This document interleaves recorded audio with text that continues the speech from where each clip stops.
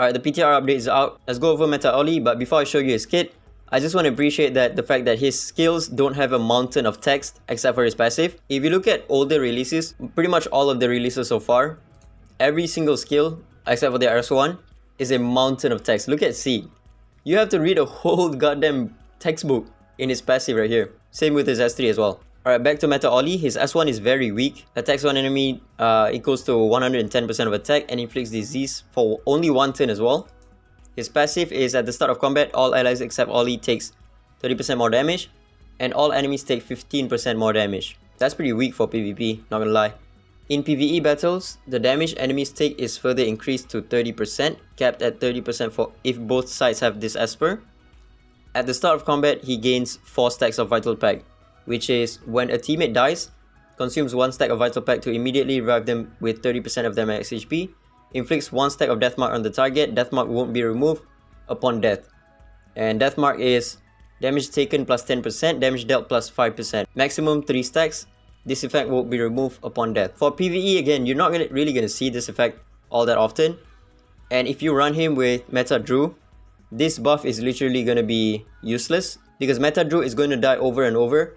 And he's gonna steal all of Meta Ollie's Vital Pack buff, right?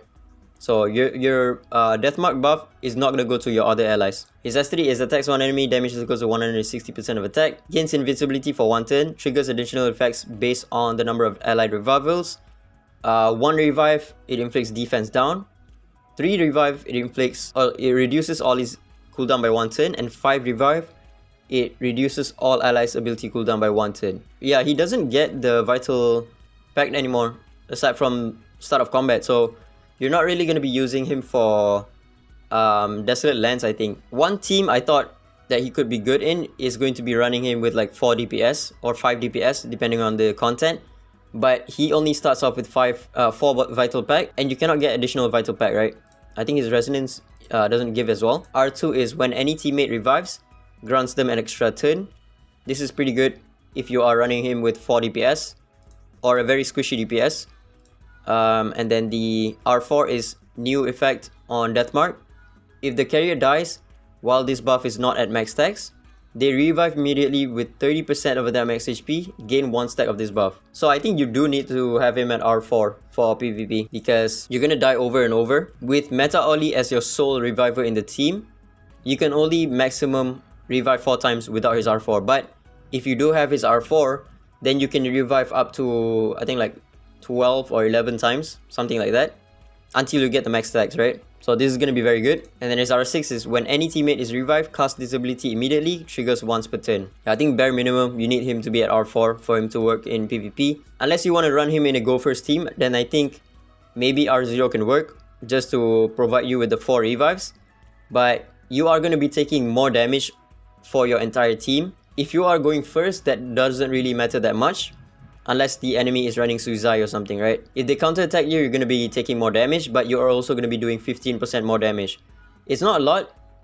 Yeah, to be honest, it's not a lot for PvP. It's only 15% more damage. His S3 is on a 4-turn cooldown though, so maybe he can work for PvE if you can reach this 5 revivals, but most likely you're not going to be reaching this unless you run him with a unit that can revive in itself, like for example Meta Drew. But again, if you do run Meta Drew, then his buff right here, the Death Mark buff, is going to be completely useless.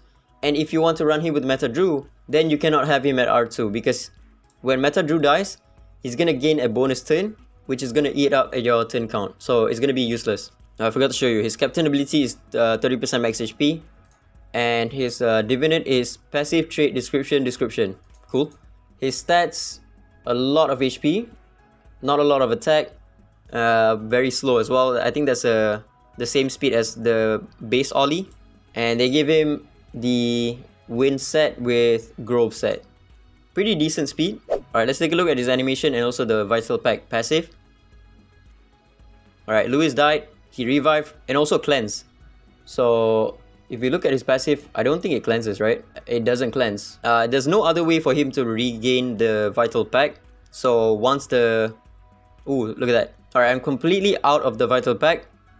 And Lewis now has 15% more damage and also takes 30% more damage. including Ollie's passive right here. So I think Lewis is now taking 60% more damage. His passive does say that you can only cap at 30% of the damage increase, but that's only if both sides have Ollie, right? Now we only have one Ollie, so I think with the Deathmark debuff and also with Ollie, we're taking 60% more damage on Ares right here. Alright, let me bring another revive in the team so I can see the effects of his S3. Alright, I'm gonna revive, so this is the 5th one. Now if I were to cast his S3, it's gonna reduce his cooldown by 1 turn. And if I were to cast his S3, it's gonna reduce all allies cooldown by 1 turn. Sakura's S2 is on cooldown right now, so if I cast it, boom, that's gonna reduce Sakura's cooldown by 1 turn, I think. Yep, everyone's cooldown reduced by 1 turn, including his. So it's on a 2 turn cooldown now. Oh, you know what? I think this 5 turn. Okay, never mind. He only reduced his own cooldown by 1 turn with the 3 revivals right here. The 5 revivals does not include himself. Very weird unit though. I don't know what to think about him.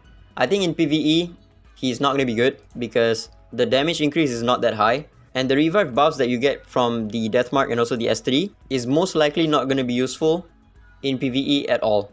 Because you're not gonna die in PvE unless you run him with like 4 or maybe 5 DPS in the team.